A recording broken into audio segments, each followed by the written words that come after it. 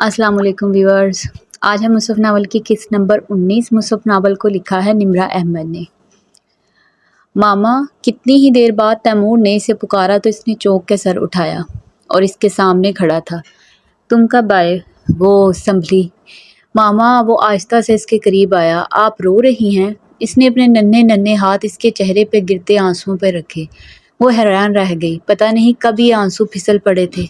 आप ना रोया करें। वो अब आहिस्ता से इसके आंसू साफ कर रहा था। मोहम्मद भीगी आंखों से मुस्कुराए और इसके हाथ थाम लिए। मैं तो नहीं रो रही, आप रो रही हैं। मैं बच्चा थोड़ी हूँ। वो इसकी गलत बयानी पर खफा हुआ। अच्छा, अब तो नहीं रो रही। और शॉप से क्या लाए हो? चिप्स। इसने चिप्स का पैकेट सामने किया। और मैं इतनी देर से गया हुआ हूँ पर आपने अभी तक मटर नहीं छीले। यू आर टू स्लो मामा। इसने मटर की टोकरी इसकी गोद से उठाई और काउंटर पर रख दी।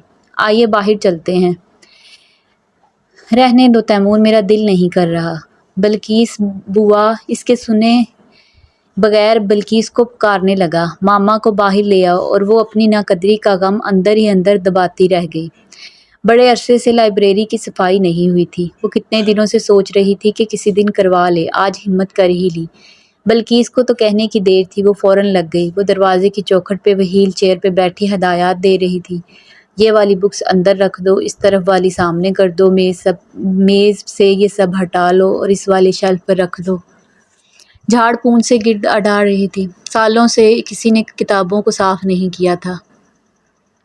बीबी, इनको तो कीड़ा लग गया है। वो परेशान सी कुछ किताबों के किनारे देख रही थी। तारीख की पुरानी किताबें। इनको अलग कर दो और वो दराज खाली करो, ये इसमें रख देंगे। अच्छा जी। बल्कीस अब स्टडी टेबल के दरवाज़ों से किताबें निकाल रही थी। इनको इस आखिरी शेल्फ पर ना सेट कर दो।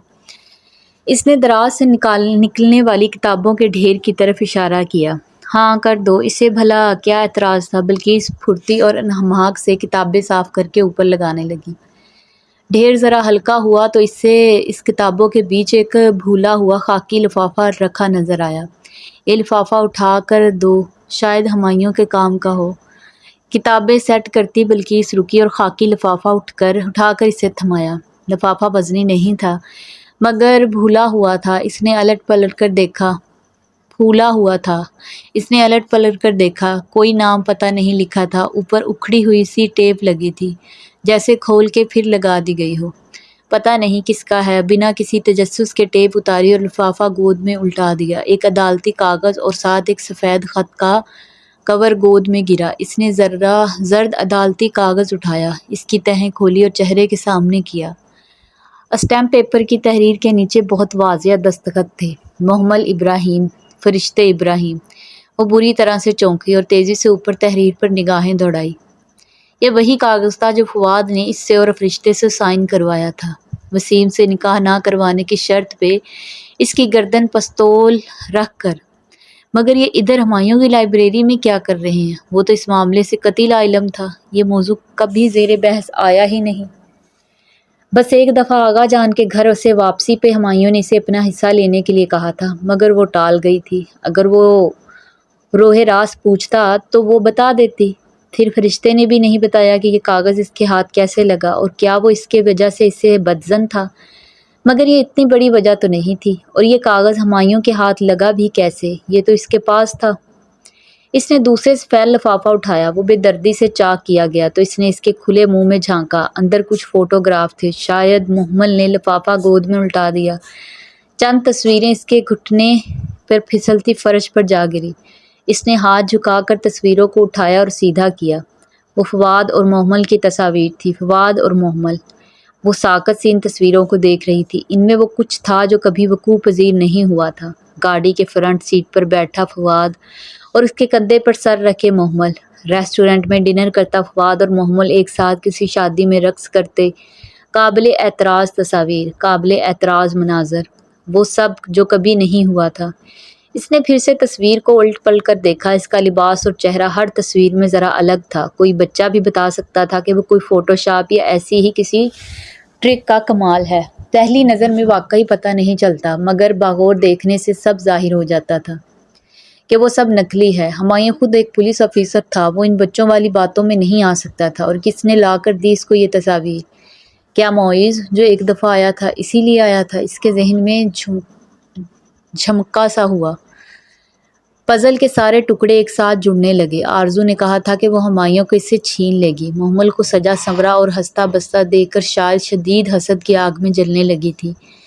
اس سے اس کو خوشیاں برداشت نہیں ہو رہی تھی، اور پھر اسد چاچا کی ناگہانی موت کے بعد یقیناً وہ لوگ مالی کرائسس کا شکار ہوئے ہوں گے۔ ایسے میں محمل کی طویل بے ہوشی نے آرزو کو امید دلائی ہوگی، اور شاید یہ سب ایک سوچا سمجھا پلان تھا۔ یہ جعلی تصاویر بنا کر محمل اور فرشتے کا دستخط شدہ کاغذ ہمایوں کو دکھا کر اس نے ہمایوں کو بھڑکایا ہوگا۔ مگر کیا ہمایوں چھوٹا بچہ تھا جو ان کی باتوں میں آ جاتا؟ کیا ایک منجھا ہوا پولیس آفیسر اس قسم کے بچگانہ کھیل کا شکار بن سکتا تھا؟ کیا بس اتنی سی باتوں پہ ہمایوں اتنا بزدل ہو گیا تھا؟ اپنی بیوی سے دوری اور آرزو سے بڑھتا ہوا التفات، پزل کا کوئی ٹکڑا اپنی جگہ سے غائب تھا، پوری تصویر نہیں بن رہی تھی۔ اس نے بے اختیار ہو کر سر دونوں ہاتھوں میں تھما لیا، دماغ چکرا کر رہ گیا تھا۔ بی بی تسی ٹھیک ہو؟ بلکہ اس نے اس کا شانہ ہلایا تو وہ چونکی۔ ہاں مجھے باہر لے جاؤ۔ اس نے جلدی سے تصاویریں لفافے میں ڈالی، مبادا بلکہ انہیں دیکھ نہ لے۔ پزل کا کوئی ٹکڑا واقعی غائب تھا۔ شام کے سائے گہرے ہو رہے تھے جب بیرونی گیٹ پہ ہارن کی آواز سنائی دی۔ جو دانستہ لاؤنج میں بیٹھی تھی فوراً الرٹ ہو گئی۔ ہمایوں کی گاڑی زن سے اندر داخل ہونے کی آواز آئی، پھر لوگ کی کھٹ کھٹ۔ وہ سر جھکائے بیٹھی تمام آوازیں سنتی گئی، یہاں تک کہ دروازے کے اس طرف بوٹوں کی چھاپ قریب آ گئی۔ اس نے بے چینی سے سر اٹھایا۔ وہ اندر داخل ہو رہا تھا، یونیفارم میں ملبوس تھا، کیپ ہاتھ میں لیے۔ وہ چند قدم چل کر قریب آیا، اسے وہاں بیٹھا دیکھ کر لمحے بھر کو رکا۔ السلام علیکم، مجھے آپ سے بات کرنی ہے، اس نے آہستہ سے کہا۔ بولو۔ وہ اکھڑے تیوروں سے سامنے کھڑا ہوا۔ آپ بیٹھ جائیں۔ میں ٹھیک ہوں، بولو۔ محمل نے گہری سانس لی اور الفاظ ذہن میں مجتمع کیے۔ مجھے صرف ایک بات کا جواب چاہیے ہمایوں، بس ایک بار مجھے بتا دیں کہ میرے ساتھ آپ ایسا کیوں کر رہے ہیں؟ آنسو کا گولہ اس کے حلق میں پھنسنے لگا تھا۔ کیا کر رہا ہوں؟ آپ کو لگتا ہے آپ کچھ نہیں کر رہے؟ علیحدگی چاہتا ہوں، یہ کیا کوئی جرم ہے؟ وہ سنجیدہ اور بے نیاز تھا۔ مگر آپ اتنے بدل کیوں گئے ہیں؟ آپ پہلے تو ایسے نہیں تھے۔ نہ چاہتے ہوئے بھی وہ شکوہ کر بیٹھی۔ پہلے میں کھاٹ کا الو تھا جس کی آنکھ میں پٹی بندھی تھی، ہوش اب آیا ہے، دیر ہو گئی ہے مگر خیر۔ ہو سکتا ہے کسی نے اب آپ کی آنکھوں پہ پٹی باندھ دی ہو۔ آپ مجھے صفائی کا ایک موقع تو دیں۔ اس نے سوچا تھا وہ اس کی منت نہیں کرے گی، مگر اب وہ کر رہی تھی۔ وہ شخص تھا جسے اسے بے حد محبت تھی، وہ اسے نہیں چھوڑنا چاہتی تھی۔ صفائی کا موقع ان کو دیا جاتا ہے جن پر شک ہو، مگر جن پہ یقین ہو ان پہ صرف حد جاری ہوتی ہے۔ وہ بہت چبا چبا کر بولا تھا۔ یہ آپ کی اپنائی بنائی گئی حدود ہیں ایس پی صاحب، لوگوں کو ان کے اوپر نہ پرکھیں۔ کھوٹے کھرے کو الگ کرنے کا پیمانہ دل میں ہوتا ہے، ہاتھوں میں نہیں، کہیں آپ کو پچھتانا نہ پڑ جائے۔ کھوٹے کھرے کی پہچان مجھے بڑی دیر سے ہوئی ہے محمل۔ بی بی جلدی ہوتی تو اتنا نقصان نہ اٹھاتا۔ ان 3 ماہ میں پہلی دفعہ اس نے محمل کا نام لیا تھا۔ وہ اداسی سے مسکرا دی۔ اگر میں کوئی کھوٹی ہوں تو جس کے پیچھے مجھے چھوڑ رہے ہیں اس کے کھرے پن کو بھی ماپ لیجیے گا، کہیں پھر دھوکہ نہ ہو جائے۔ وہ تم سے بہتر ہے۔ چند لمحے خاموش رہ کر وہ سرد لہجے میں بولا، اور ایک گہری چبھتی ہوئی نگاہ اس پر ڈال کر سیڑھیوں کی طرف بڑھ گیا۔ وہ نم آنکھوں کے ساتھ اسے زینے چڑھتے دیکھ رہی تھی۔ آج ہمایوں نے اپنی بے وفائی پہ مہر لگا دی تھی۔ وہ ڈریسنگ ٹیبل کے سامنے برش لیے مغموم گمسم سی بیٹھی تھی جب فرشتے نے کھلے دروازے سے اندر جھانکا۔ میری چھوٹی بہن کیا کر رہی ہے؟ اس نے چوکھٹ سے ٹیک لگائے مسکراتے ہوئے پوچھا۔ کچھ خاص نہیں، محمل مسکرا کے گردن موڑی۔ اس کے کھلے بال شانوں پہ گرے تھے، تو کچھ خاص کرتے ہیں۔ وہ اندر چلی آئی، فیروزی شلوار قمیض پر سلیقے سے دوپٹہ لیے ہوئے وہ ہمیشہ کی طرح بہت تر و تازہ لگ رہی تھی۔ تمہارے بال ہی بنا دوں لاؤ، اس نے رسان سے کہتے ہوئے برش محمل کے ساتھ سے لے لیا اور اس کے کھلے بالوں کو دونوں ہاتھوں سے سمیٹا۔ بس اب تم بہت جلد ٹھیک ہو جاؤ گی۔ وہ اب پیار سے اس کے بالوں میں اوپر سے نیچے برش کر رہی تھی۔ وہ محمل کی وہیل چیئر کے پیچھے کھڑی تھی۔ محمل کو آئینے میں اس کا عکس دکھائی دے رہا تھا۔ تم نے آگے کا کیا سوچا؟ پتہ نہیں، جب عدت ختم ہو جائے گی تو چلی جاؤں گی۔ وہ بیزار سی ہوئی۔ لیکن کدھر؟ فرشتے نے اس کے بالوں کو سلجھا کر سمیٹ کر اونچا کیا۔ اللہ کی دنیا بڑی وسیع ہے۔ پہلے آغا جان کو ڈھونڈوں گی، اگر وہ نہ ملے تو مسجد چلی جاؤں گی۔ مجھے امید ہے کہ مجھے ہاسٹل میں رہنے دیا جائے گا۔ اس نے اونچی سی پونی باندھی، پھر ان بالوں کو دوبارہ سے ذرا سا برش کیا۔ اور آپ نے کیا سوچا؟ میرے بعد تو آپ کو بھی جانا ہوگا۔ میں شاید ورکنگ وومن ہاسٹل چلی جاؤں، پتہ نہیں، ابھی کچھ ڈیسائیڈ نہیں کیا۔ خیر چھوڑو، آج میں نے چائنیز بنایا ہے، تم منچورین پسند ہے نا؟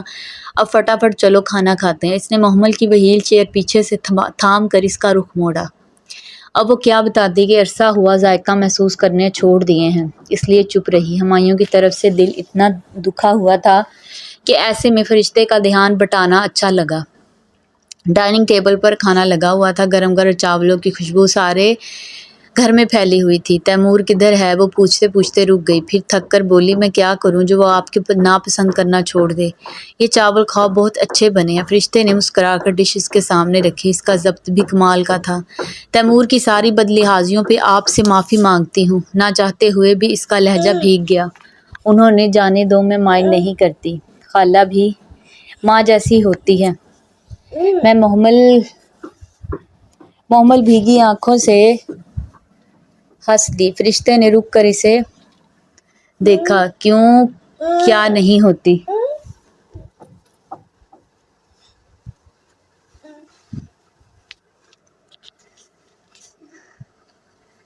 میرے بھانجے نے ہی ہیں، ورنہ ضرور اپنے رائے دیتی، لیکن چونکہ رسول صلی اللہ علیہ وسلم نے یہی فرمایا تو آف کورس ٹھیک ہے۔ کیا فرشتے الجھی؟ یہی کہ خالہ ماں جیسی ہوتی ہے، یہ ایک حدیث ہے نا؟ وہ اچھا، مجھے بھول گیا تھا۔ فرشتے سر جھٹک کر مسکرا دی اور چاول اپنی پلیٹ میں نکالنے لگی۔ وہ اپنی دانستگی میں ہمایوں کے گھر میں اس کا آخری دن تھا۔ کل دوپہر اس کی عدت کو 3 قمری ماہ مکمل ہو جانے تھے اور تب وہ شرعی طور پر ہمایوں کی بیوی نہ رہتی اور پھر اس گھر میں رہنے کا جواز بھی ختم ہو جاتا۔ آج وہ صبح اترتے ہوئے لان میں آ بیٹھی تھی۔ چڑیا اپنی مخصوص بولی میں کچھ گنگنا رہی تھی۔ گھاس شبنم سے گیلی تھی، سیاہ بادلوں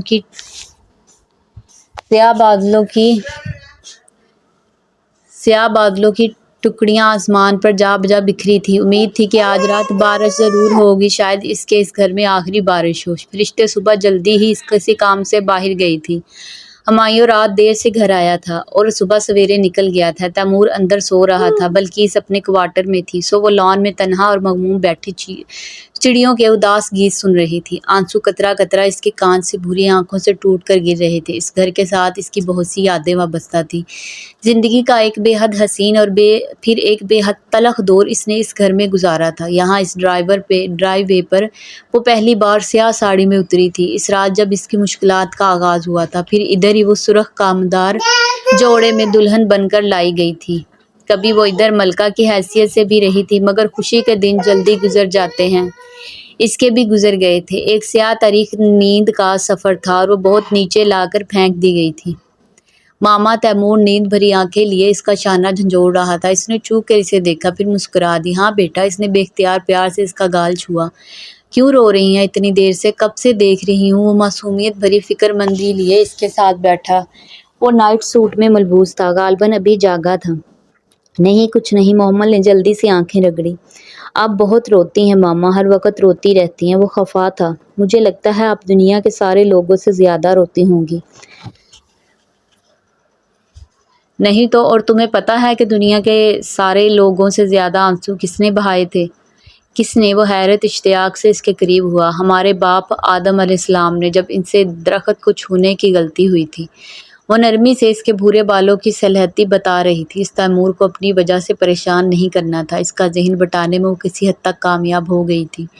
اچھا، وہ حیران ہوا۔ اور ان کے بعد داؤد علیہ السلام نے، جب اس سے ایک فاصلے پر ذرا سی کمی رہ گئی تھی، اور ان کے بعد اس نے گہری سانس لی۔ پتہ نہیں بیٹا، یہ تو اللہ بہتر جانتا ہے۔ آپ بھی بہت روتی ہیں ماما، مگر آپ کو پتہ ہے آپ جیسی مدد کسی کی نہیں ہے۔ آپ جیسی مدر کسی کی نہیں ہے، میرے کسی فرینڈ کی بھی نہیں، کوئی ٹیچر بھی نہیں میرے جیسی کسی۔ اس حیرت ہوئی۔ آپ جیسے نوبل اور آنریبل؟ آپ کو پتہ ہے میرے لیے پوری دنیا میں سب سے زیادہ آنریبل اور نوبل ہیں، جبکہ میں ایسی نہیں ہوں۔ تمہیں پتہ ہے نوبل کون تھے؟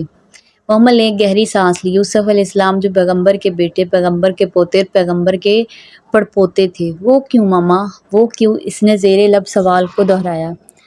بے اختیار آنکھوں میں اداسی چھا گئی، کیونکہ شاید وہ بہت صبر کرنے والے تھے اور الفاظ لبوں پہ ٹوٹ گئے۔ اس کی سمجھ میں نہیں آیا کہ وہ کیا کہے۔ ہر بات سمجھانے والی نہیں ہوتی۔ بتائیں نا ماما، وہ بے چین ہوا۔ میں جب بھی آپ سے حضرت یوسف علیہ السلام کی سٹوری سنتا ہوں آپ یوں ہی اداس ہو جاتی ہیں۔ پھر کبھی بتاؤں گی۔ تمہارے اسکول کب کھل رہا ہے؟ اس نے بات پلٹی۔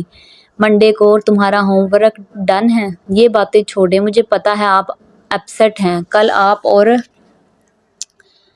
ڈیڈی ہمیشہ کے لیے الگ ہو جائیں گے نا؟ وہ ہتھیلیوں پہ چہرہ گرائے اداسی سے بولا۔ ہاں ہو تو جائیں گے۔ تم میرے ساتھ چلو گے یا ڈیڈی کے پاس رہو گے؟ اس نے خود کو بے پرواہ ظاہر کرنا چاہا۔ میں آپ کے ساتھ جاؤں گا، اس چڑیل کے ساتھ نہیں رہوں گا۔ مجھے پتا ہے ڈیڈی فوراً شادی کر لیں گے۔ اسے شاید آرزو بہت بری لگتی تھی۔ وہ محمل کو اس پر ترجیح دے رہا تھا۔ اسے یاد آیا ہمایوں نے کہا تھا وہ اس سے بہتر ہے۔ وہ مجھ سے بہتر ہے تیمور۔ وہ ہمایوں کی زہریلی بات کو یاد کر کے پھر سے دکھی ہو گئی۔ کون؟ تیمور کی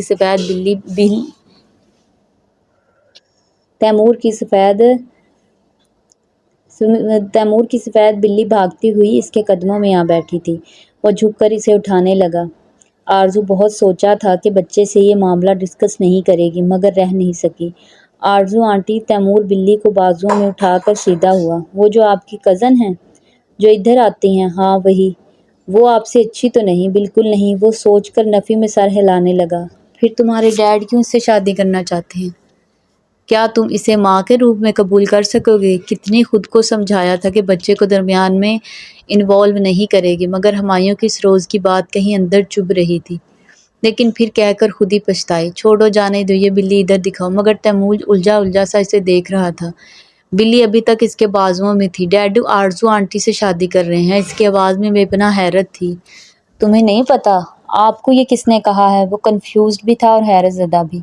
تمہارے ڈیڈی نے بتایا تھا، اور ابھی تو تم خود کہہ رہے تھے کہ وہ اس سے شادی کر لیں گے۔ تیمور اسی طرح الجھی آنکھوں سے اسے دیکھ رہا تھا۔ موٹی بلی اس کے ننھے ننھے ہاتھوں سے پھسلنے کو بے اب کسمسا رہی تھی۔ آرزو آنٹی سے نہیں مما، ڈیڈی تو ان سے شادی نہیں کر رہے۔ مگر تیمور کی بات